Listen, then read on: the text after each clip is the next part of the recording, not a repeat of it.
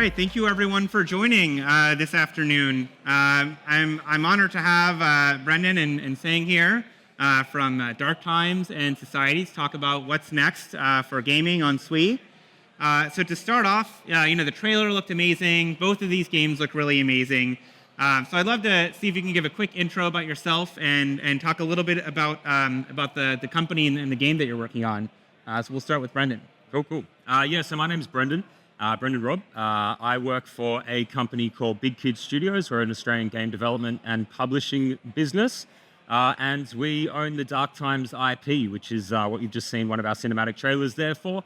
And we're a Sui partner and really, really excited to be here and to chat to you about it today. The sort of 20-second elevator pitch of Dark Times.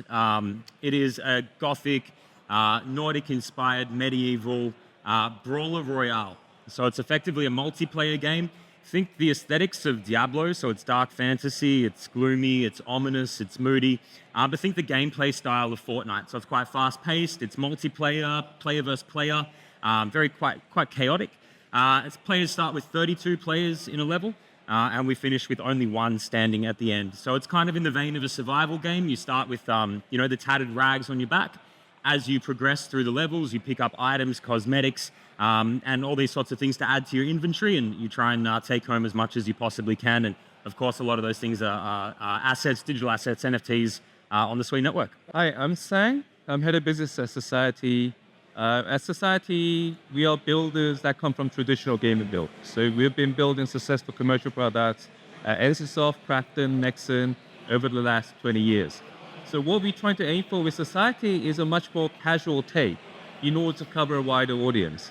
For example, typical shooter market entails a lot of the hardcore mechanics that only the hardcore, really engaged players really appreciate. So aiming is about everything within shooter games. We want to sort of break that mold into a much more casual approach, where we have player progression in terms of item gearing, a skill system that you could actually level up, and also we have roguelike elements, which gives you that much more randomness per session that will give you the surprise factor. And we basically pitch up, depending on the skill ELO systems and also the item level, so we have a much more fairer playground where everybody under competes inside.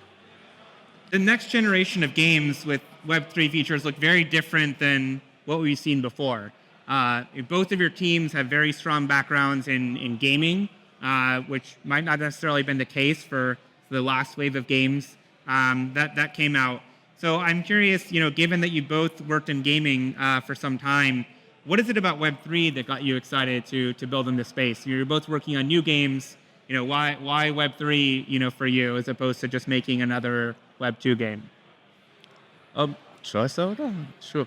I think even to traditional gamers who doesn't have any knowledge of Web3 or blockchain or anything related to Web3, there's a variety of factors that they are used to. For example, one of them's item trading. Online gamers have been trading Diablo, Jordan rings to like EverQuest armors, weaponry, everything until games have existed on the online space. So this is a very intuitive thing that every gamer recognizes and are participating in.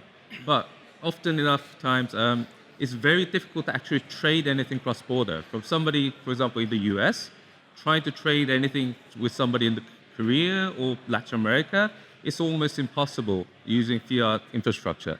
What crypto enables is a instantaneous, very cheap, efficient way of trading all of the digital assets in a cross-border manner. And also, there's a lot of esports elements, competition, rewards.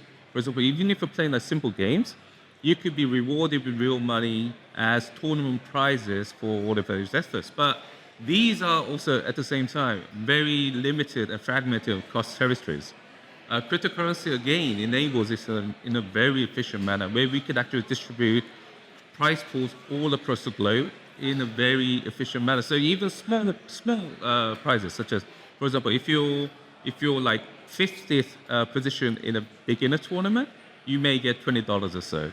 We could send that without any overheads to the end user. What about you, Brendan? What is it about Web3 that got you excited to build in this space as opposed to making another traditional game?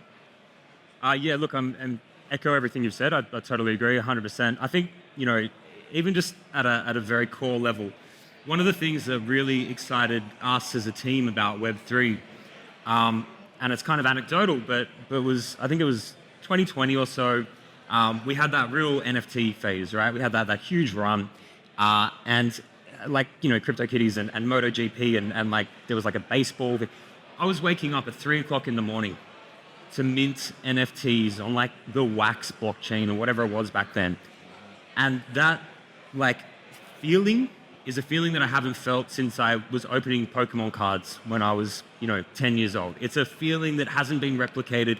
It was so exciting, that like electric, that just excitement. What am I going to get? How am I going to get it? Like, what's the opportunity here in front of us? And at the same time, we'd all had quite lengthy crypto backgrounds as well. We'd seen the birth of this nascent, technology.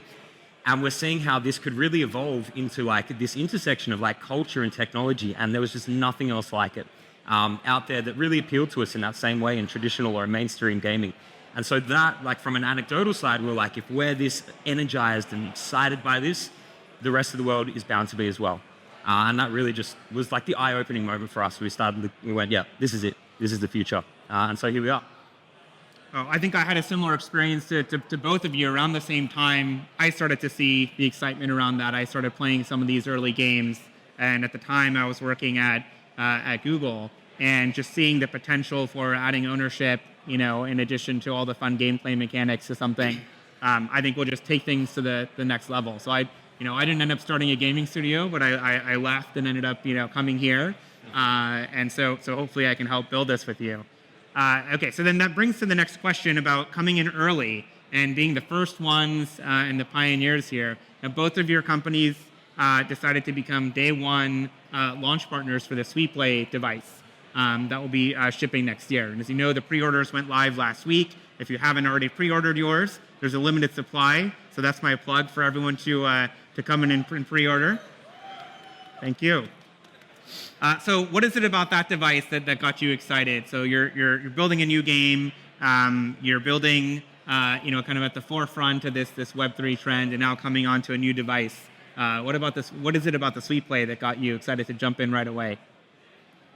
Why don't you start first? Okay, sure. Well, being on the business side, for me personally, it wasn't really about the technology or the device or the mobility, but the fact that, marketing the gaming product is always about divide and conquer. Even if you're, for example, platforms. Let's start with platform. PC, mobile, consoles. There's a plethora of platforms that you need to target, but as a startup, you can't really target every single one of them at the same time. So you have to be gradual in your expansions. So what we decided with Society was we wanted to target the highest fidelity gaming PC audience first.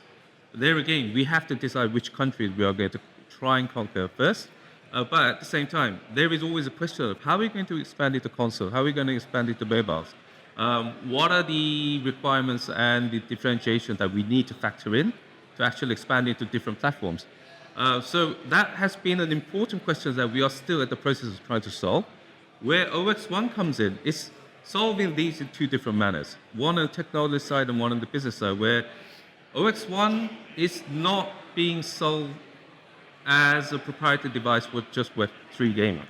You can play console games, you can play PC games, you can play mobile games on the device. So it's a sort of a bilingual platform that any preference gamers can actually buy the device and play what kind of games that they actually want to play. And it's also a platform that's being heavily pushed by the Sui Foundation and Mysten Labs, which, as I mentioned at the start, being on the business side, is one of a very advantage for a startup and a game developer for us, because it helps in tremendous ways of reaching new audiences. It's not all about the actual, the budget, the dollar, ROAS, all of the marketing lingos that we have to worry about. But we are confident, and Sui has been of tremendous help, where they are marketing our product to a different audience than what we had previously. And I think OX1 would do a tremendous job of reaching out to new audiences. That wasn't really possible with traditional platforms of traditional devices. Yeah. Again, similar sort of sentiment. I guess the other side for us, we have this philosophical alignment, I guess, with Sui and with Mysten Labs about what is gaming, where is the future of gaming, where does mainstream gaming have this inflection point when we have this catalyst of mass adoption and the hordes pouring in. And how do they do that, right? Like, what's the most accessible way for them to do that? And if you look like historically at gaming, you have, like the arcade machines, right? That was the first way that people were able to get in front of Pong or Space Invaders or whatever. If you take that forward another generation and you go, the Game Boy, right? Like, that was the way that we brought Pokemon into our houses, or whatever you played, King Kong, whatever, on your Game Boy. Like, I think that there's always this place for technology and gaming. They align really closely, where you have these new generations of technology really providing a mechanism to allow masses of people to come and actually start participating in a gaming ecosystem. And then this philosophical alignment that we have with the Sui team, where we go, what do people really want? They want seamless, they want frictionless, they want an easy onboarding experience. They just want to pick games up and play them. This is familiar to them. They're gamers. It's twin stick controls, all this sort of stuff. It just makes sense. And so for us, we look at all the other options out there when it comes to crypto or Web3 gaming or whatever you want to call it. And where is the most logical onboarding point? It just had to be Sui. And so for us, it just made sense with the SuiPlay0X1, and that's why we're here. Right. Well, thank you both for being day one launch partners. It's going to be very exciting. And if you haven't bought one, pre-orders are open. So for a lot of people that might not be as close to the business of gaming, let's talk a little bit behind the scenes. I think all of us have probably played games before and had fun doing that. But thinking about the business and looking at the metrics behind the games, it's really staggering, how many people actually play. There are billions of people out there, which far eclipses the market for, crypto or Web3, even eclipses the market for television and movies and other things. So let's talk about some of the metrics behind the games. I think both of you have maybe had some early play tests. Is there anything you can share around, what you're seeing in terms of the engagement and the reaction of users to the games so far, before they're launched? Yeah, I think gaming is really big. There's no doubt about that. I think you said it yourself. It eclipses cinema, it eclipses Netflix, it eclipses books, and it's the most consumed form of media in the world. And I think last year annual revenues were like 250 billion or something. There's like 3 billion games out there. Half of you are probably playing games right now, which is cool. It's the biggest consumer app, right? And gaming is a huge opportunity. It's a huge market, and like you say, it eclipses the total market for crypto by far and away, right? And that's a really exciting prospect, because you go, most people still aren't here yet. We're all here. We're early. We know we're early, but the rest of the world's not here yet. And so that sort of thing is really exciting for us. So when we look at Dark Times and the early sort of responses we've had, we're a little bit behind society so far in terms of our development cycle. We're not quite there yet. We spent a lot of time playing in Korea. Phenomenal game, really, really exciting and really, really cool. For us though, we took what we call a pre-alpha playtest to Korea last week and had our first ever public sort of playtest of Dark Times. But the response, has been absolutely fantastic, and that's something that's really, really exciting for us. So we took obviously anonymous sort of data surveys, and we also took anecdotal feedback from people playing it. Feedback like Team Liquid in there, absolutely loving it. We had Fatality, who's one of like the OGs of gaming, come and lose his mind. He was absolutely having such a good time, and we had amazing feedback the whole time there anecdotally. And then we were like, okay, was that just because people are they're kind of nervous, so they don't want to say it face to face? But then the anonymized feedback that we took as well, over an 80% approval rating, which for us is really, really good with such a stripped back version that we had there. I think what we're offering is a little bit different. We have this medieval brawler royale. There's nothing like it on the market. It is very much like winner takes all. There's a threat and the opportunity of winning and losing real money when you play Dark Times. There is literally nothing else in the world of gaming like it. We studied the market for so long to come up with this concept. We iterated on it for over 12 months with a team of 20 people on this game design document before it came to market. To bring this out even last week with an early prototype was phenomenal, and the responses has been great. But yeah, yours is obviously looking even better. No, we just a little bit further in terms of development. But yeah, I think you brought up a great approach to developing hopefully successful games. All of us commercial products that we built previously, it was all about an iterative process. If you see a developer says, oh, we have a great game, we feel it's the perfect fit for the market, and we're going to release it, I don't think you should take that in the fullest. You should be careful of what they try to pitch to you. Because building commercial games, building successful commercial games is always an interesting process where you test everything with the audience. So basically, during the last 12 months, we have done 3 rounds of testing, where the latest test in July, we had over 30,000 people coming into the alpha version. It's a very mid-term development alpha version, but we had that many people coming in just for the fact that we can measure things. For example, the test that we did in February, we had 3,000 people coming in.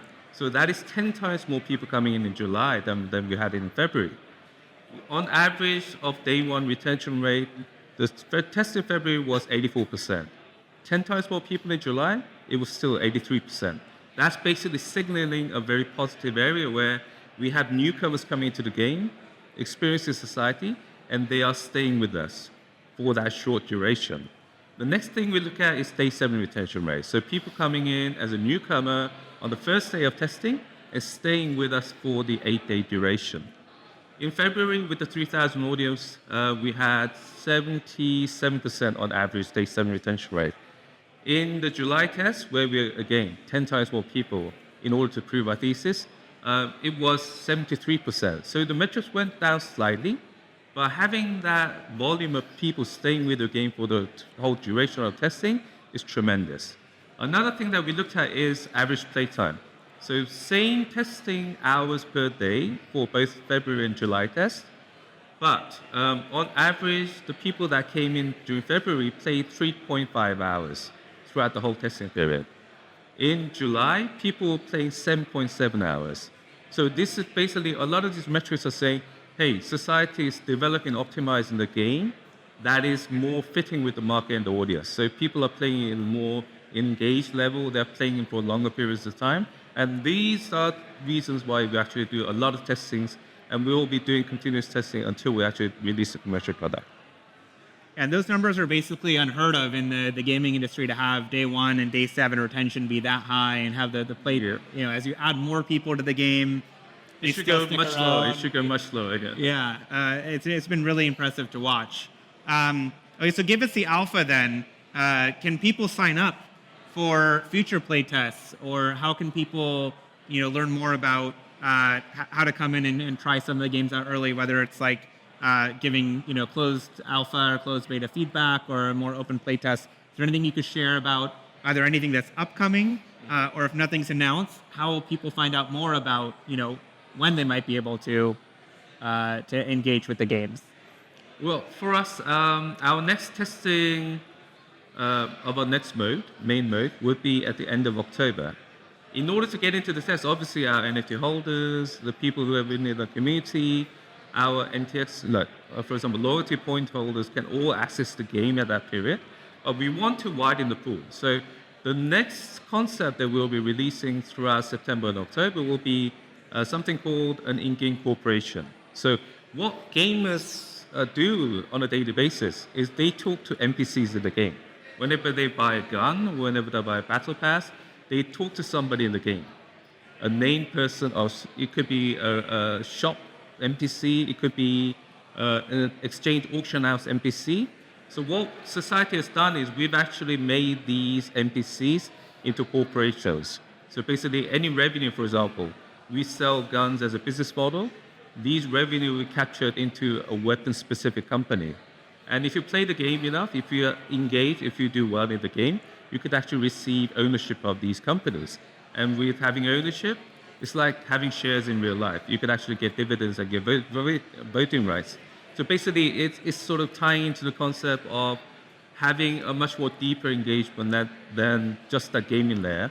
And this is the concept that we want to really expand upon. And there are a lot wider audience that we could actually distribute these initial company shares to. So if you're within the community, if you're following our Twitter, yes, we'll be releasing this information very soon. Okay. Well, yeah, staying tuned for that one. Now, how about for Dark Times? Any upcoming, playtests you want to talk about, or if not, how can people, get more engaged, find out more about the development of the game, so that when something is available, they can come and try it out? Yeah, for sure. So for us, our kind of strategy is, we're very, very strong on the Web3 side. And that's really where we want to harness first. We want to solidify our sort of competitive advantage there. I think build a moat around us in some ways in terms of being a really, really strong Web3 product. And there are Web3 gamers, contrary to what a lot of people think. There is a huge community of Web3 gamers and they play games. And then we want to start strengthening our sort of mainstream approach. And that's where Sui really comes in with, it's just so easy to do that. But we want to solidify that position first and then go out to the rest of the world and sort of shout from the rooftops. So for us, one of the things we're doing at the moment is we're running a campaign called Rune Run. Rune Run is like a user engagement platform. It's been hugely successful. We had, I don't know how many tens of thousands of people play season 1, which just finished last week. We've just started season 2 yesterday. It's an engagement platform. You may have seen dark times all over your Twitter. We're encouraging people to generate thoughtful kind of user-generated content. So we're rewarding people that create stuff around our gameplay, around our icons, our imagery, our character models, all this sort of stuff. Give really thoughtful, get involved, create new lore, all this sort of stuff that helps build this more immersive community. So that's happening at the moment. Players for that will win chests, and those chests are entries into Dark Times Season 0. So our pre-alpha when that comes out. And we've actually brought that pre-alpha forward a little bit based on how successful Korea was, how positive the responses to our initial sort of playtest were. So that should be out within the next couple of months, call it Q4 this year without putting a fine date on anything, as you know, but we are really bullish on that coming out quite soon. So yeah, get involved on Rune Run, jump on our Twitter, our Discord, and find out how to play that, win some chests, and get yourself early alpha access. Yeah, so what is the best way to get involved? Is it Twitter? Is it Discord? Is it both? Where do your communities generally live? And for the people in the room and those who will watch online later, where should they go if they're new to this? They're just finding out for the first time. For us, Twitter is huge. Of course, follow us on Twitter for all the live announcements. If you're a Telegram person, Telegram. But our community is most active in Discord. That's where people are sort of chatting all day. They're developing their own lore, developing their own content. We have a full team of community managers in there engaging every day. You can get direct access to the team. It's one of the beautiful things about Web3. I'm in Discord 10 hours a day. As soon as I get off this stage, I've probably got 10 messages to go on, so talk to us in Discord. That's the best way to get, face to face with the team.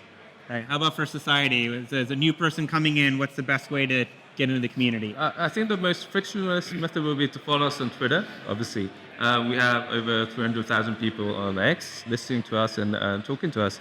But you can find a lot of our alphas in Discord. So Society Official on X and Society Official on Discord. Great. Well, I wanted to thank you both for coming in and talking about the games. It's very exciting to see both of you being day one launch partners for the SuiPlay device, and I'm personally excited for both of the games to come out. I think it's going to be a lot of fun. So thank you both for joining today. Thank you for having us. Thank you, everyone.